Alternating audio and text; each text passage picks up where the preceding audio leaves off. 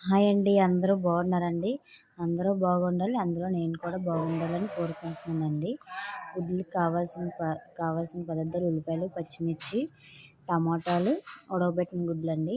Oil బాగా కొంచెం మరిగిన తర్వాత చిటికెడు కారం వేస్తే గుడ్లు వేగేటప్పుడు అనమాట గుడ్లు అవి అంటుకోకుండా ఉంటాయన్నమాట. నేనైతే ఇప్పుడు అలాగే చేస్తానండి. మీరు కూడా ఒకసారి ట్రై చేయండి. గుడ్లు కూడా బాగా ఫ్రై అవుతాయి.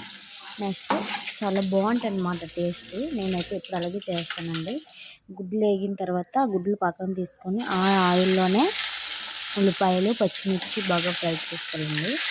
అవి బాగా వేగిన తర్వాత కొంచెం బ్రౌన్ కలర్లో వచ్చాయి అన్నప్పుడు చేసి టమాటా ముక్కలు అవి వేసుకోవాలండి. ఇగానండి గుడ్లు ఇలాగ వచ్చాయన్నమాట.